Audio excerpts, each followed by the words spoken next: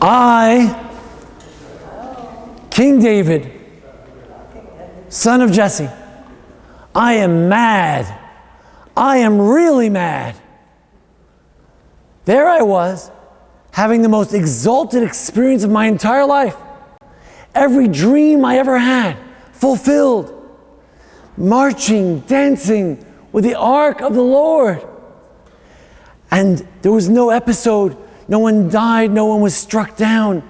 It's a sign from God that God has chosen my tribe of Judah, my family of Yishai, Mishpachat Chetzron, and He's chosen me, David, to lead the Jewish people. And this will be His chosen city from now and forevermore.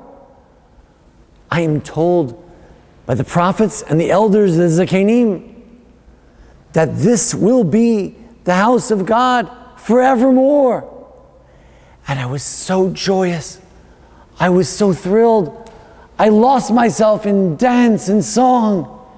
And I came home to share with my beloved family, to give them blessings, with my overpouring and overwhelming feeling of thanksgiving to God that He took me from being a simple shepherd, rejected by His whole family. Oh, they treated me like just a stepchild. Oh, you're not really from our mother. It must be from another mother. Huh. And now, to have reached the pinnacle, to reach the ultimate, to bring the Ark of the Covenant to my city, the city that I conquered. I had my eye on that city. That city is at the center, the heart of Israel. It's the city of Abraham, where he offered Isaac. It's a city where Jacob had the dreams of the ladder connecting to heaven. And this will be my city, the center of the entire Israel empire. And God is allowing and blessing the Ark of the Covenant to come to my city. I couldn't have been more exalted. I couldn't have more connected with God. I came home ready to bless my wife and my wives and my children. And then, suddenly, that Michal, my very first wife, she comes out with an attitude. Comes out. She was looking from the window. She couldn't come down to celebrate with Israel. The simple maidservants were there celebrating. But she's a princess. She can't come. And she comes down with an attitude. And she comes and she says, oh, how glorious for the King of Israel to be revealed, to reveal His body, His flesh, to the simple maidservants. What does she think? I have a woman problem? I mean, it's true. I have 6 wives. But that's what kings do. I mean, there are kings who have thousands of wives. It's all over, above board. And she doesn't understand what just transpired. She's complaining. She thinks that somehow in her family, that's not how it's done.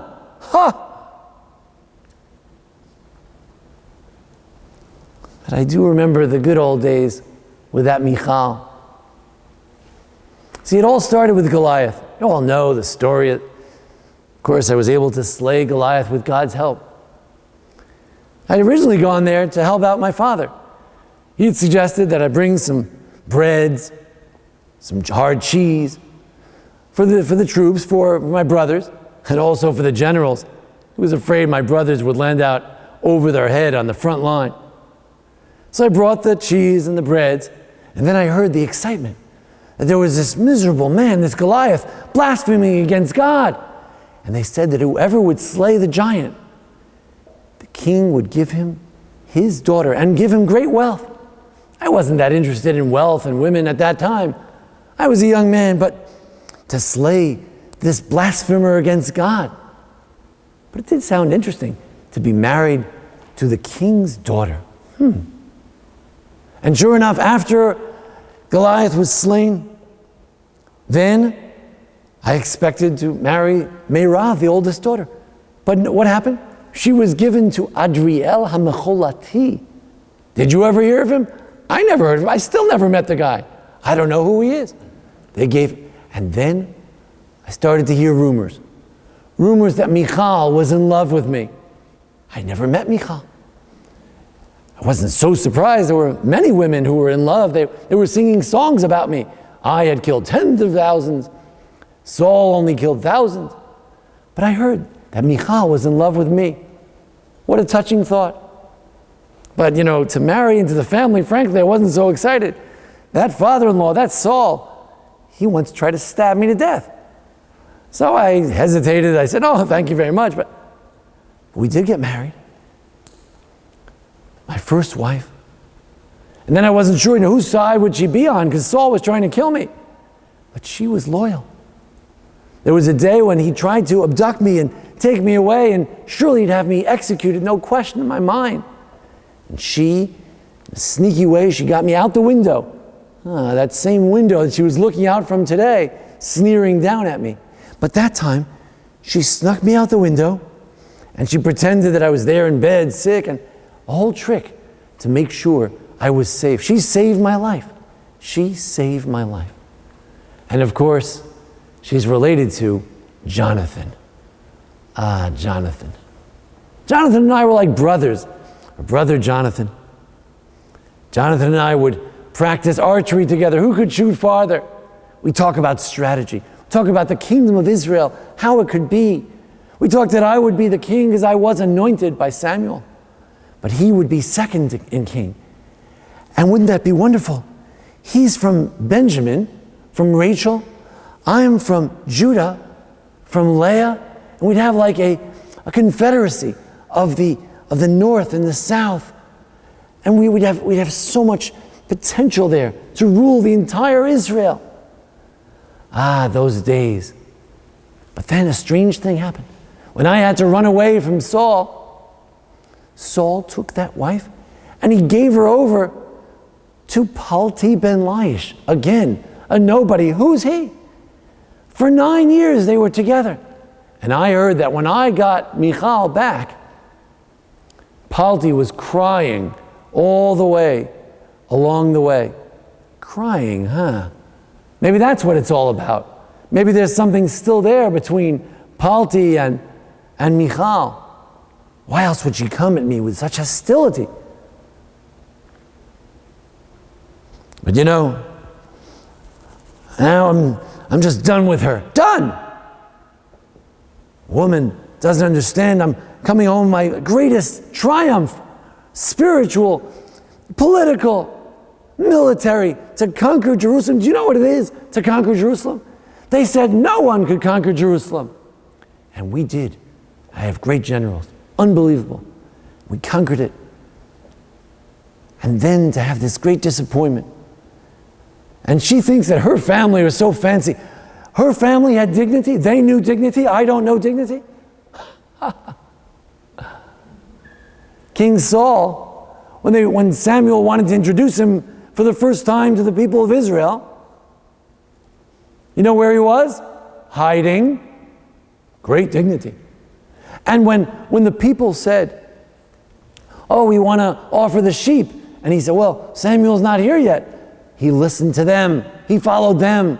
That's his dignity. He wanted whatever they wanted. And he was supposed to kill Amalek, but he listened to the people. I don't care what the people say. I danced away. I was dancing. I don't know what I was doing. Maybe when my arms were showing, my legs. I was dancing with God. What's she talking about? And that's Saul altogether. He was a completely different type. We're just completely different. Saul was not a spiritual person. Do you know that when Samuel made Saul a prophet, people used to laugh. Hagam Shaul Banviim. Saul is also a prophet. He thinks he's a prophet. Nobody could imagine. He wasn't cut out for it. That's the kind of family she's from. Do you know what I do all night? I sing praises and songs to God. I pray to God, pour my heart out. I write psalms. I'm a poem writer. Yeah, sometimes when I played the harp for her father, for Saul, he had a certain spirit with him. But it wasn't in him. It wasn't his thing. We're completely different. I'm a man of the Spirit. And just that Michal. But on the other hand, after all, she did love me. And she did save my life. And she was my first wife. And it gives me that connection with Jonathan and with Saul, my first family. And I had promised Jonathan that we'd have a confederacy. And it would be beautiful if we would have a child together. That child would be the ultimate leader. He'd have lineage in the north and the south.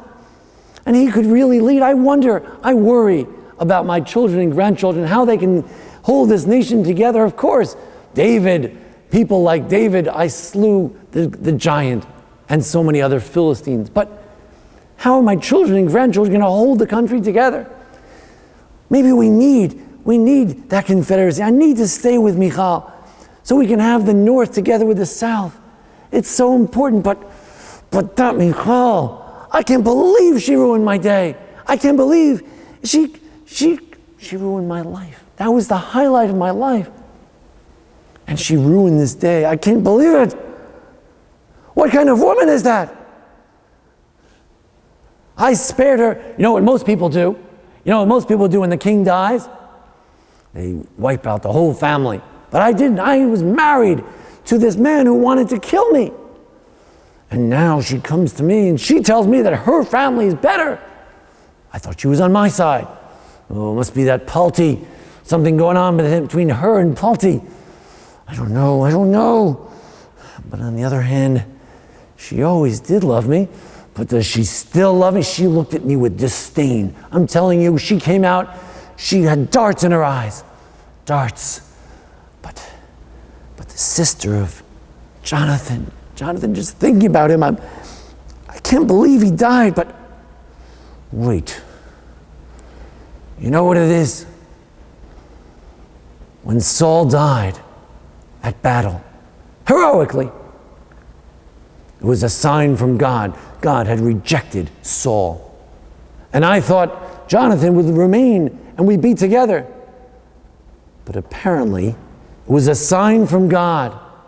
The family of Saul be wiped out.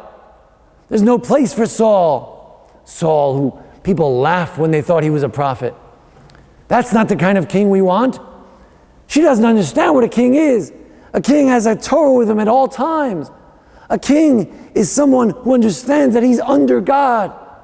He is not the ultimate leader. A king is not about crowns. It's not about beautiful clothing. It's not about sitting on the throne. That's what she thinks. Even Saul didn't think that. She's just spoiled. She's brought up being a princess. She thought she's special. No, God has rejected her family. There's no room for a confederacy. There's no room for a union of my tribe and hers. She doesn't get it. No, there's no room at all. I know she was part of the family, and I did love that Jonathan, and she did love me, and I know that. Everybody told me. But no, there's no room for her in this family. There's no room for her in this kingdom. There's no room for a king who thinks he's above God. No, I will not have her. I will never be with her again. That's it, and that's final.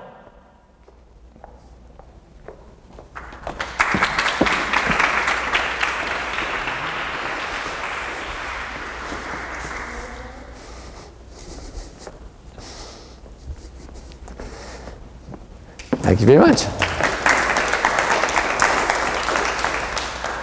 All right. We'll get those lights, and thank you again to all of our helpers. But we appreciate Gila advising on costumes, Gila Wanderman. Thank you very much. And we appreciate Meredith on the spotlight. And of course, Jason Lefkowitz, our videographer, always appreciated. Thank you. So we'll just give out some of these sheets here, if you would please. And a few here. Thank you. Good to see you. It's coming your way. You just give those out there. Great.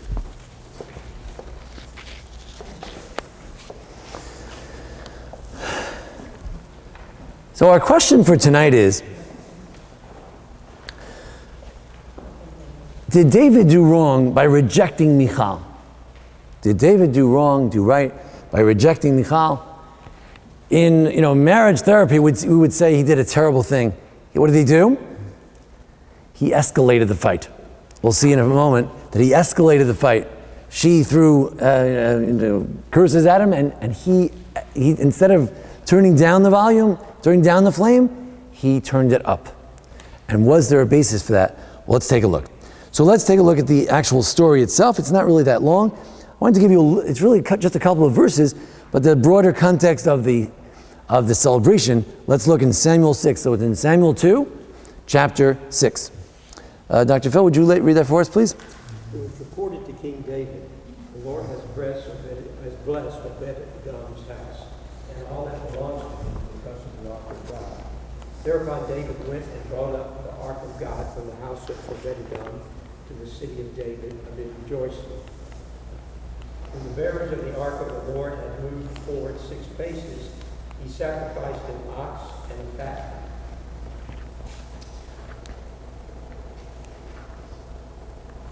Okay.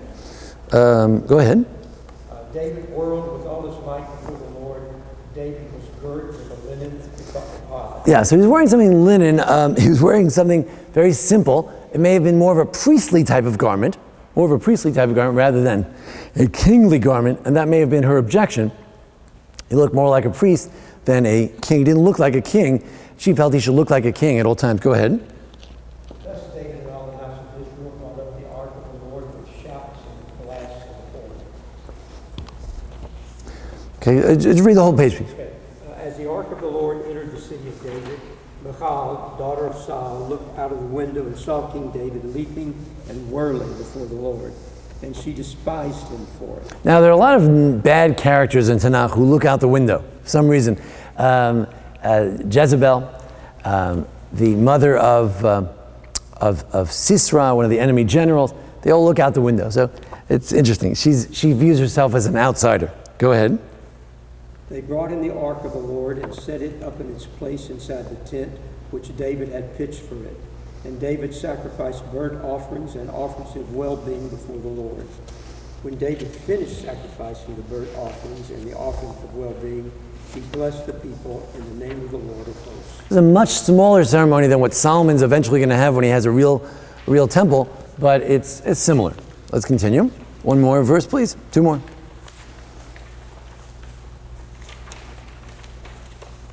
And he distributed among all the people, the entire multitude of Israel, man and woman alike, to each a loaf of bread, a cake made in a pan, and a raisin cake. Then all the people left for their homes. Contrast later with Solomon, he gives meat to everyone. But continue. David went home to greet his household. And Michal, daughter of Saul, came out to meet David and said, Notice, daughter of Saul. Continue. Didn't the king of Israel do himself honor today, exposing himself today in the sight of the slave girls of his subjects, as one of the riffraff might expose himself? Yes. So, Meredith, could you see if we can get the next slide on there? I'm having trouble. But you'll see in artistic depictions of this, some wanted to use different imaginations as to the extent to which he was revealing himself. Was it just that, his legs were showing a little bit, or was it something more unseemly? I saw one secular commentary, Hartov, thank you. Hartov, here's one idea. Hartov, even he thought that the idea that he was particularly revealed was silly. There is an idea of ecstasy that sometimes comes with, without clothing, and Saul engaged in that once, but it's unlikely in this case. Let's continue. Who would like? Let's see, Dr. Joe. What is she worried about? What was her problem? What was she worried about? So let's take a look at the Malbim and the Radak. Go ahead. Malbim, she was concerned about his honor, which was diminished in her eyes. Yeah, so there's an idea that maybe she was worried about him. Think about that, it says that she was despised in his eyes. So I find it hard to believe. But some want to suggest that she was worried about him and his role and his job, his dignity. But the Radak, in the Midrash, she said, "My father's kingdom was better than yours. Heaven forbid that one of them should show a palm of a hand and foot uncovered. They were all more honored than you." they didn't go barefoot. Maybe he went barefoot. which is appropriate when you're near the something holy. But in any event, according to Radak, she's more concerned about. Sorry? Well, not his dignity. She's more concerned about. Well, yeah, he's not. She's not so concerned about him. She's more concerned about the contrast to her family. Yeah. Okay. She grew up royally. Well, that's the interesting thing. Did she grow up royally? We don't know how many years Saul was king. It could be he was only king for 2 years. Now, in that case, she didn't grow up royally. We don't find Saul having a crown. We don't find him sitting on a throne.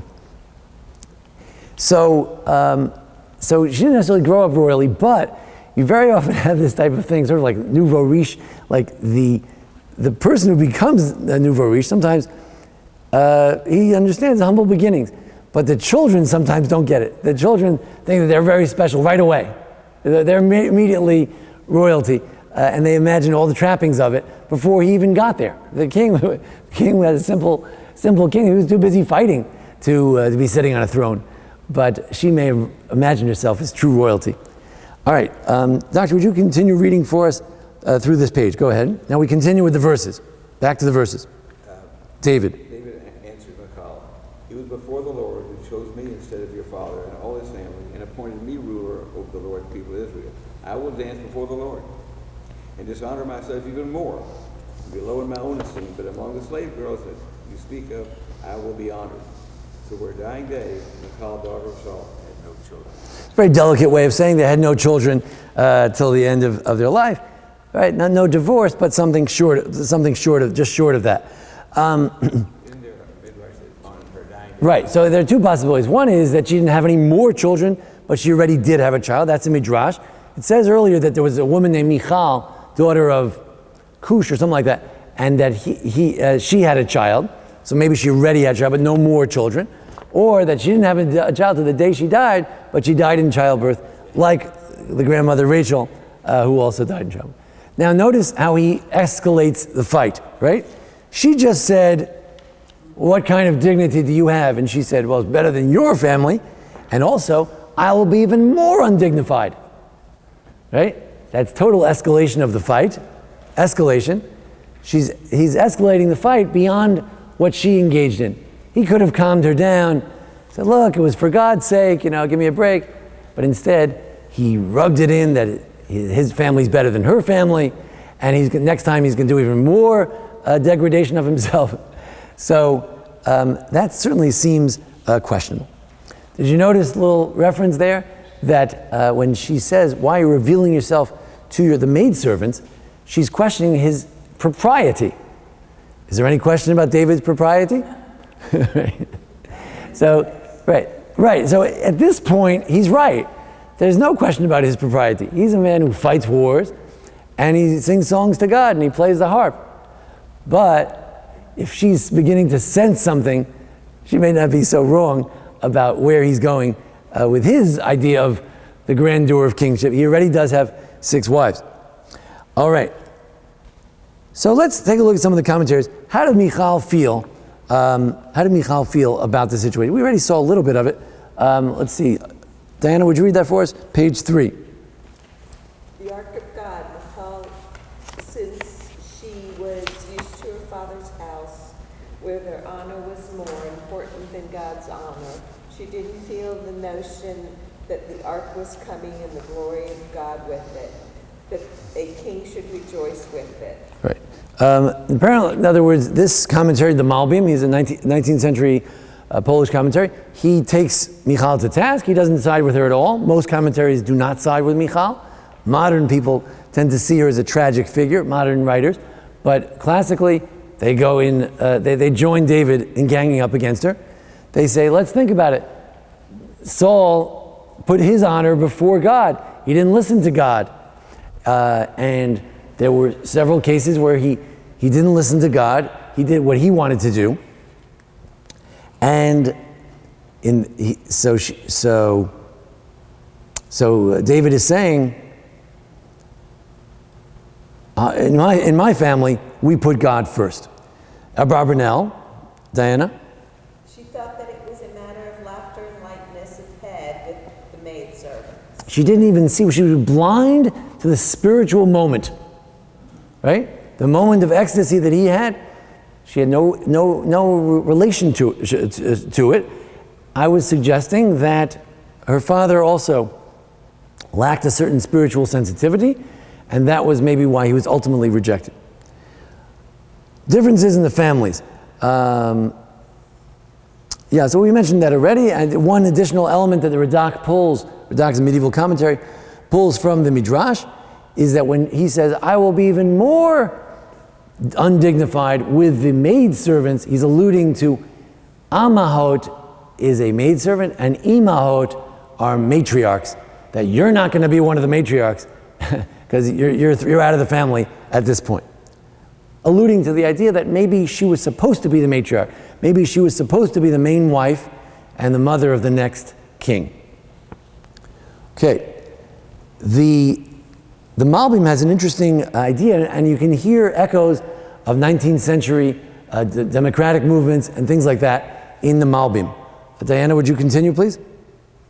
She complained that he treated his kingdom lightly from the prospect of those who gave honor. They should not approach the king, only the officers. From the perspective of those who give the honor, from the perspective of the people, they shouldn't be approaching the king. Only the important people. Go ahead. And in terms of the one honored, the king should not be seen as a simple citizen, only wearing majestic clothing, with a crown on his throne. Right. So this is the Malbim talking, and he's imagining the difference between. I'm sorry. In a minute, we'll talk about the Malbim and his democratic view. But here, talking about the kingly view, there's both how the king should be viewed by the people, and his interaction with the people, and how he should view himself, and how he should conduct himself. Now we get to who was right? So we'll read the Ralbag, who was a medieval philosopher from Provence, and let's see what he says. I'm sorry, I didn't translate that. Let me translate that for you. It says as follows. Michal spoke improperly. Not surprisingly, the rabbis tend to take David's side, even though Ralbag is somewhat revolutionary, but he takes David's side. He says, he says, you can see from David's words, everything he did was for the honor of God. And he says, he felt really bad because, and she deserved to be spoken so harshly because she was really hurting him. It really hurt his heart that he was chosen by God over her father, and don't forget, there is a lot of overlap here between David being chosen, Jerusalem being chosen as a capital, and her family being rejected. You can't separate the two. His joy is about being accepted by God, chosen by God. Her chagrin is that this is all about her being rejected. So even though she had initially been more loyal to him than to her father, something changed. Whether it was just the seeing how chosen he was, his success, bothered her, or whether it was some new relationship she had with this other Palti fellow. But in any event, let's continue. And he mentions at the top also that lo ahavota David ba'ofan shayahavota mikodem, that the idea that they had no more children means that he didn't love her in the way he used to love her, but implying maybe a little bit of hope that maybe he loved her in some way, but not the way they used to. By the way, it's the only biblical character where it says that she loved him. The biblical text is usually interested in whether the man loves the woman. Here's a story where the woman falls in love with the man. What it doesn't say is whether he loved her. Okay. But the Ralbag suggests he still loves her, but not as much as he used to. Now, then the Malbim here talks about something I think very, very unique for someone living in the 19th century, where they're transitioning from monarchy to various democracies. Pat, would you read that for us? On page 4 in the middle, the Malbim, he answered wisely. That is, David responded to his wife wisely. The trappings of kingship are for those chosen by the people, and if he lacks the clothing, he is one of them. But if it comes from God, then it doesn't depend on the trappings of kingship. Since his kingship comes from God, he was chosen by the prophet. Therefore, it doesn't matter what people think. If it doesn't matter what people think, then the trappings of kingship are not important, and the throne and the crown are not important. Go on. An officer cannot get honor in front of the king. So how can an earthly king get honor in front of the king? Right. If the president was here, I wouldn't say how wonderful the Secretary of State is and the state senator and the assemblyman. That's just not appropriate. If the vice president is sitting here, I'm not going to talk about the assemblyman. There's a certain pecking order of who you should focus on when a very honored person is in the room. And David views himself as what? No. An officer. He's just an officer. Who's the important one? God. Right. In the presence of God, I'm not a king. He's the king. Guyla, would you read that for us in Barbanel? Barbanel was very interested in kings because he lived among, he used to hang out with Ferdinand and Isabella. Good old folks. You go on. If he would dance before people, it would be a shame, but to dance before God is not a shame. For to him kings are nothing but servants. It wasn't a physical joy, but a spiritual joy in front of God, and since God was so kind to him, he needed to worship God more. It was heartfelt. This was not just a matter of being chosen. This is his way of thanking God for everything that he had achieved. Yes? If there were no people there, it was just David bringing the ark, would he have danced? Very good. Was there any element of audience? Right. When someone's that exhibitionist, right? Could he have done it without an audience? Right. Would he have danced that way? Very interesting. Right. It's very interesting. Well, we know that, again, we don't know exactly which Psalms David wrote. We can debate which Psalms, this Psalm, that Psalm. The rabbis have him writing a whole bunch of the Psalms. But we know that he wrote Psalms, and we know that he wrote songs, even from the book of Samuel. We know that he played the harp. So the idea that he was spiritual, it says Hashem Imo. When we first meet David, there's a friend of his who says, oh, you want somebody to play a harp? I know a fellow. He's good looking. He's a good harp player. God is with him, and he's a good soldier. He was looking for a harp player, and they found him the Messiah, right? Literally. So he said, oh, it sounds good to me. And they bring him in, and he plays the harp. So he does have a genuine spirituality, even when he's alone. But it's a very good question. Is there an element of exhibitionism here, and which is driven by the people and maybe even by the women? So it's very interesting. Good. The relationship. Now, let's look a little bit about the early relationship. Someone described 3 stages of their relationship. There was the early relationship before they got married, once they got married, after they were separated, and now in this 4th and final stage when they were having this spat. So let's take a look at the beginning. Who would like to read that for us? Martin? Dr. Martin? Saul's daughter loved David, and they told Saul, and the thing pleased him. So she made the shidduch. She introduced the shidduch. Saul's daughter, she loved him, and she wanted to marry that fellow. All right. If you wanted somebody to come into this class tonight and give a rabbinic opinion as to whether what David did was right or wrong, you couldn't get anybody better than Maimonides to walk in and give an approbation to David and support what he did. There are some other depictions here. Well, in any event, not a Jewish depiction, but I thought there was one by Chagall, which my aunt had on her wall, but I must be mistaken or I couldn't find it. But it was sort of ambiguous as to what his exact dress was. In any event, so let's look at the Rambam. The Rambam is not a commentator on Tanakh.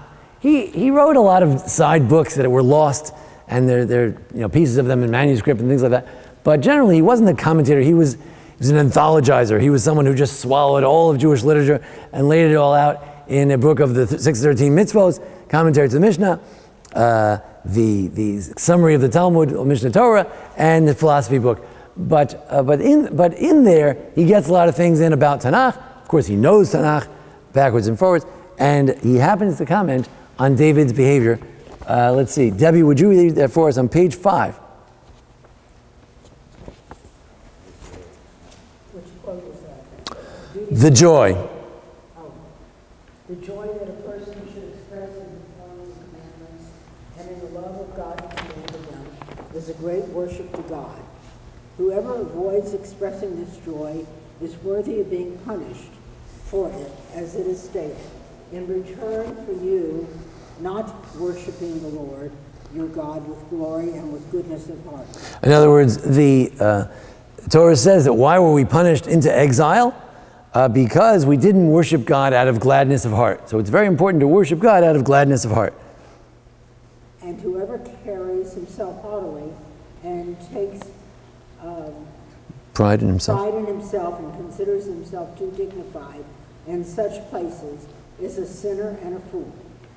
Concerning this, Solomon admonished and said, do not dignify yourself in front of a king, but whoever lowers himself and eases oneself in such places is the real, great, and dignified one who worships out of love. It's greater dignity for yourself to lower yourself. That's the dignity. When you're in front of the king, to lower yourself, that is the dignity. You have to think about what that means.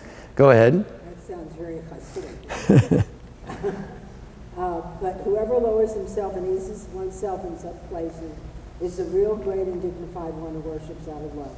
So did David, king of Israel, say, and I would be even less worthy than this, and would be lowly in my own eyes. That which the psychologist and the therapist would say was an escalation of the fight with his wife.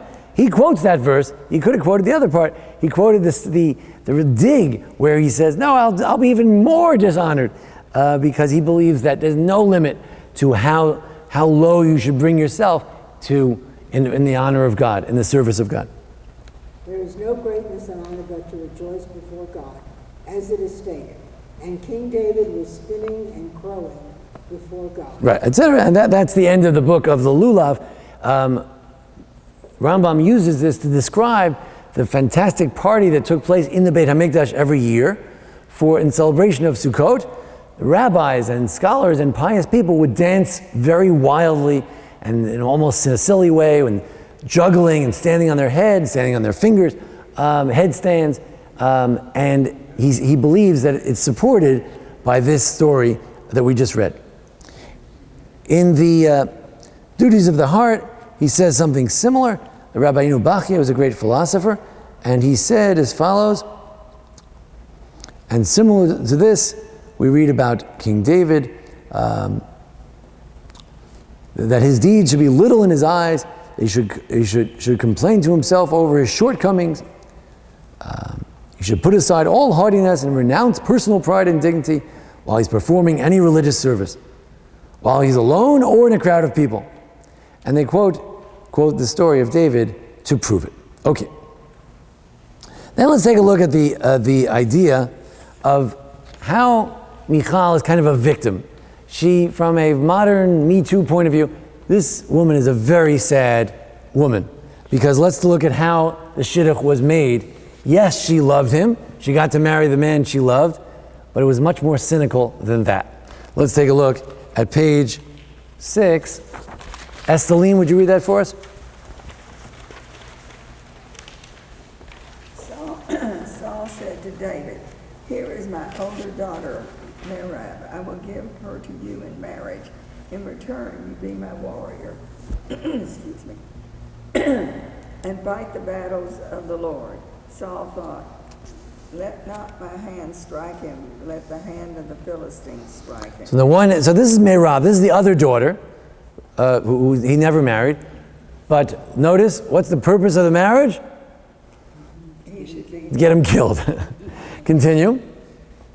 David replied to Saul, who am I and what is my life, my father's family in Israel, that I should become your majesty's son-in-law? Right, now notice he tries to get out of the marriage. It could be that he was smart and didn't want to get involved in this creepy family. Continue.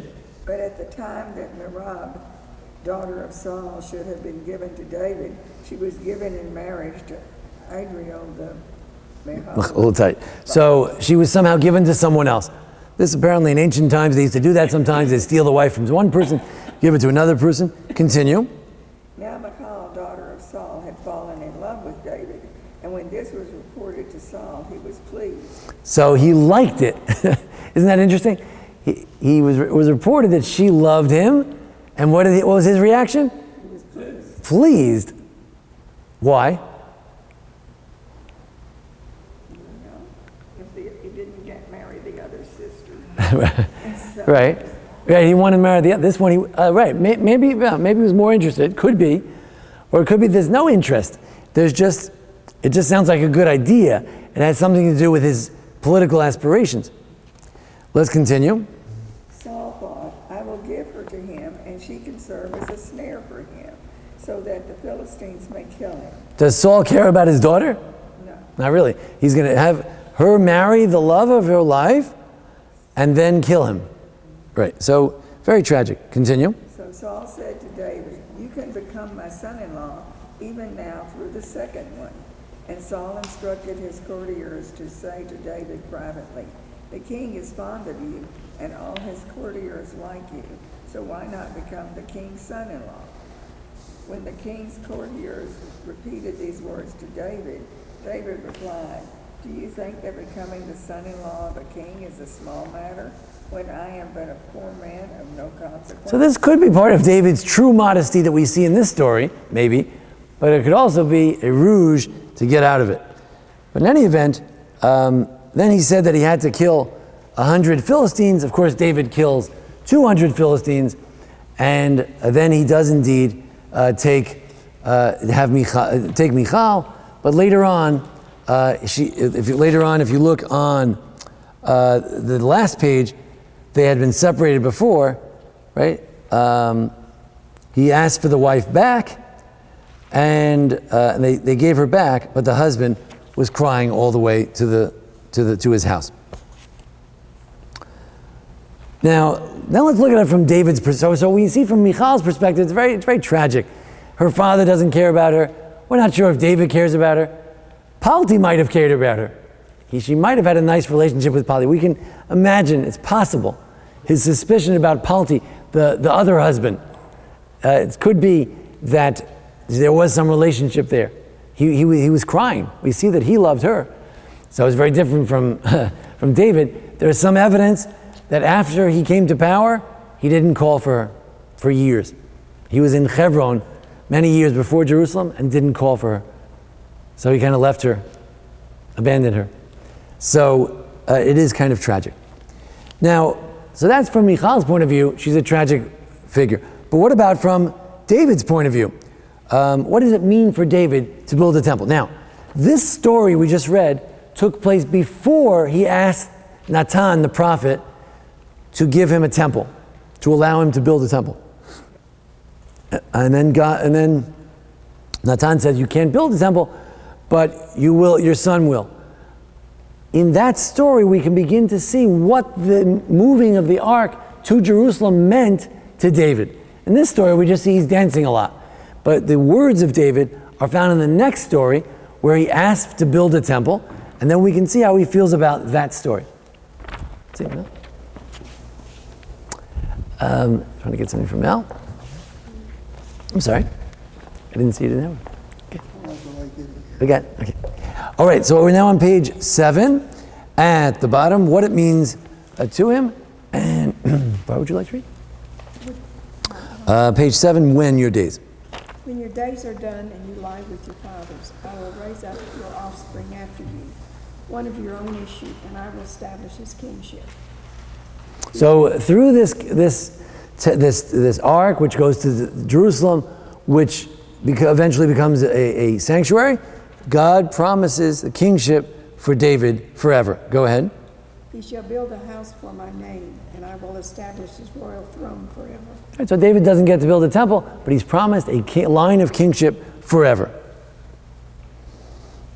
And then he promises that he'll never go away from him, and his house and kingship shall forever be secure. His throne will be established forever. In other words, we can imagine that David began to see this as he's marching to Jerusalem with the ark, he can see that this is the ultimate. He became the king of Israel. After all, Saul was king for just a few years. Maybe David would be another, loser king who would just passing transitional king and go to another king. But here he's told, no, you're it. And this is very, very exciting. Her disconnect from it is understandable. Why would she not rejoice with him? Why would she not rejoice with him?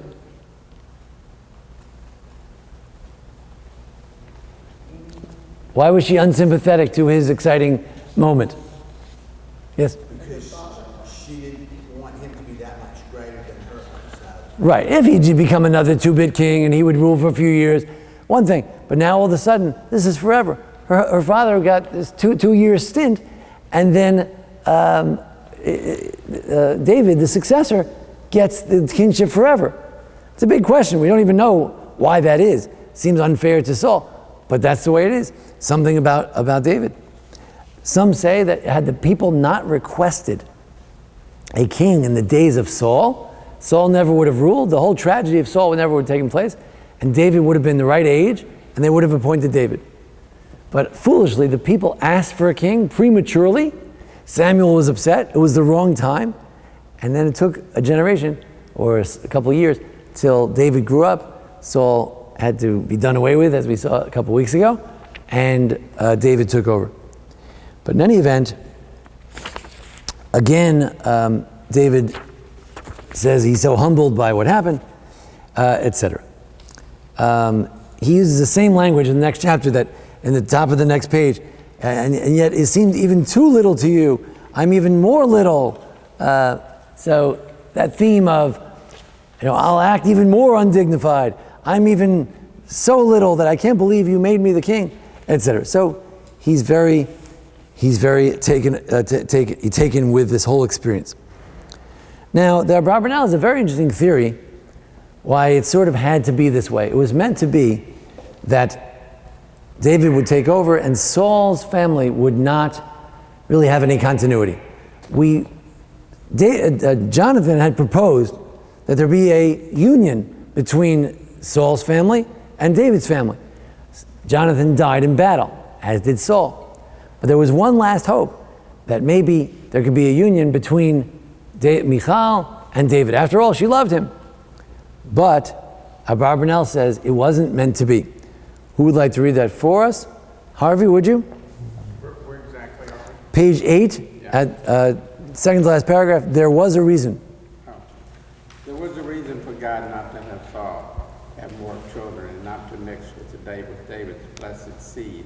It was known that the matter of the Givonim will cause him to wipe out the seed of Saul. And what will David do to his sons if he had children with Michal? A little background. One of the terrible things that Saul did was he wiped out an entire city of Kohanim and Givonim. Who were they? Saul became paranoid that everyone was helping David. In fact, the high priest, unknowingly, unaware of the feud between the king and his son-in-law, gave the son-in-law David the sword of David and the showbread to eat, and helped David run away. He just thought he was helping the king's chief general. He thought he was helping the king's son-in-law. But it turns out the king wanted to kill the son-in-law. The son-in-law was a fugitive.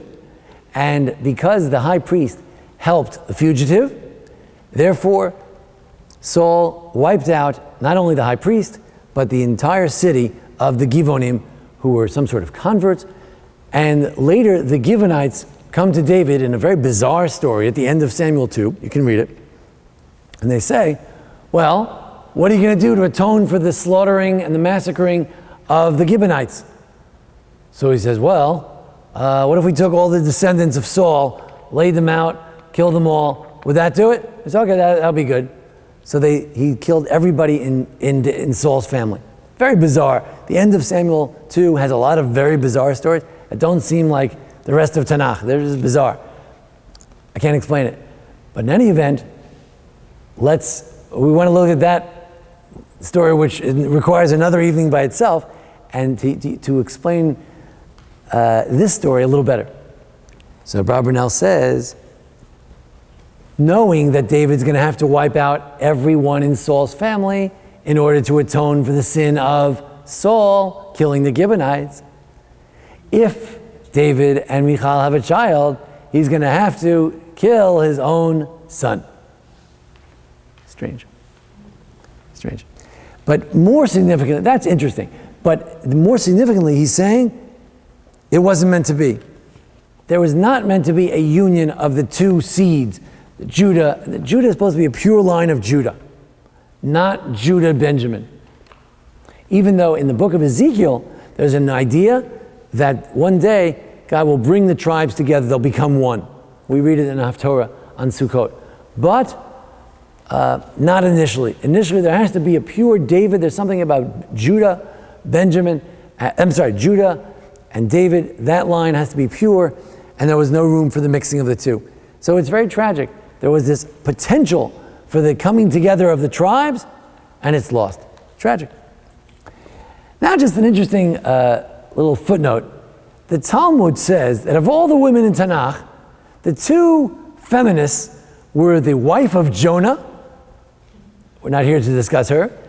She used to go to the pilgrimage festivals. Unbeknownst to many people, the pilgrimage festivals, Pesach, Shavuos, and Sukkot, where the men and the boys walked to the temple, not the women. They stayed home.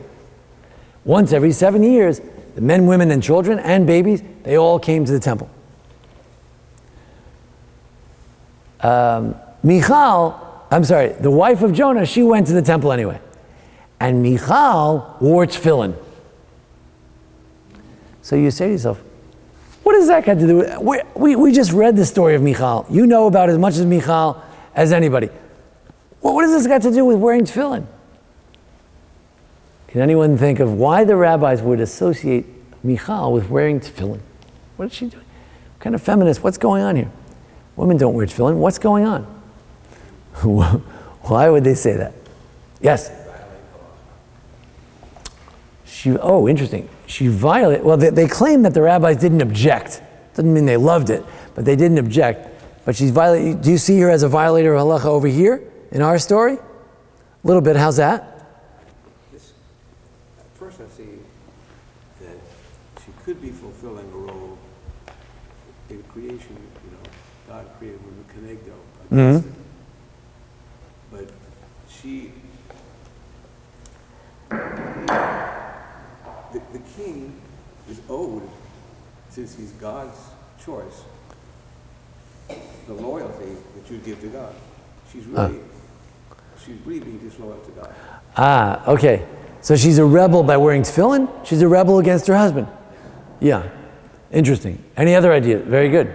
Yes? Also, if she's the only woman in the Tanakh who's assertive in saying she's in love with a man, then maybe she'd be the only one assertive enough to wear tefillin too. Okay, good. She asserts that love. It's interesting. Yeah, that's anything. You could develop a whole theory. Maybe tefillin is a person saying, I love you, God. I propose to you, God. And it's a very forward kind of thing to do, to wear the tefillin on the head, say, I love you, God. You see? Love you.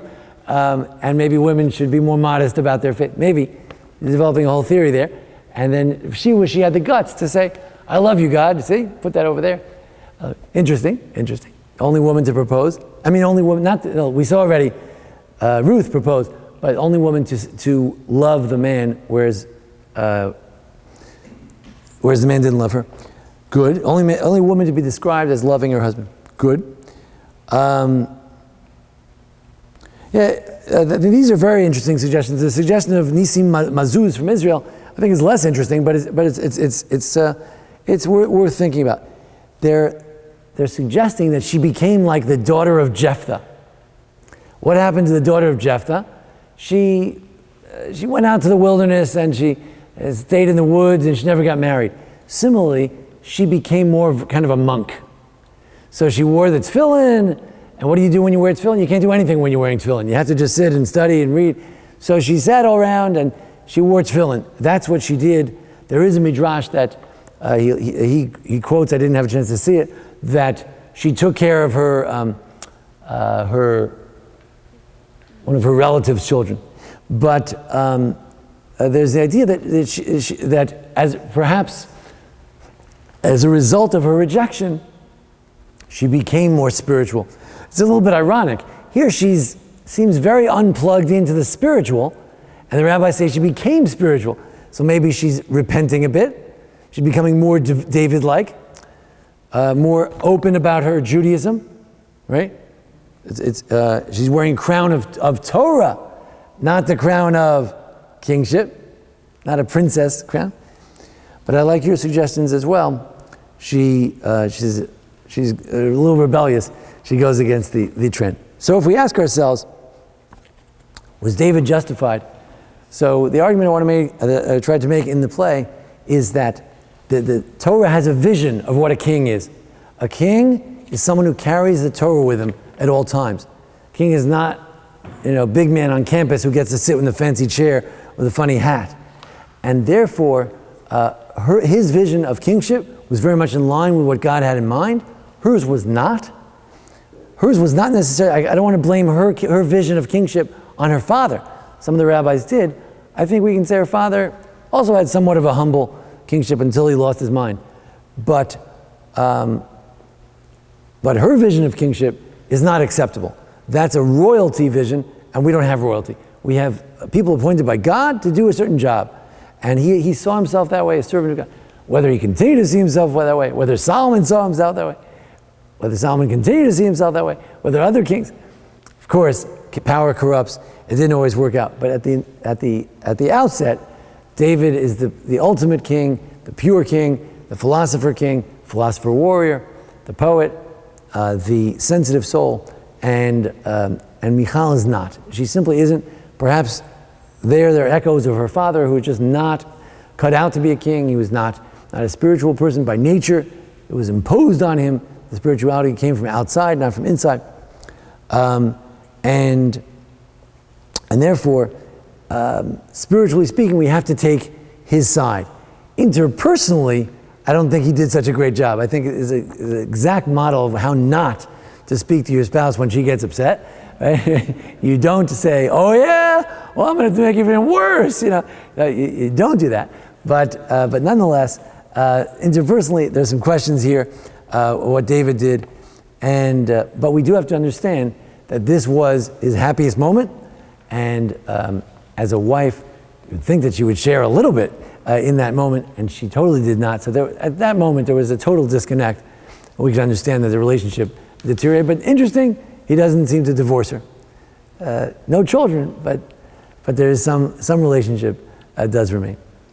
So that's it for tonight. Any final comments or questions? Yes. Sorry? This point. Good to see. Good question. He eventually rules. He dies at 70. He reigns for 40 years. So it's probably 30. Right. So that's part of the ambiguity. In the Goliath story, he sounds to me like 17. I don't know. As I picture him, but he's not army age. He's younger. But then if Saul's only king for 2 years, so he should be 19.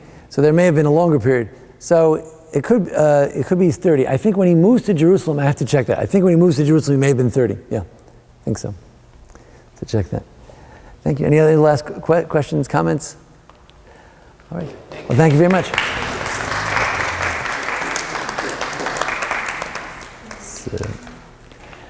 So thanks for joining us for this series. And let me know if you like these type of things. We can do more of it, or we can go back to more traditional other ideas.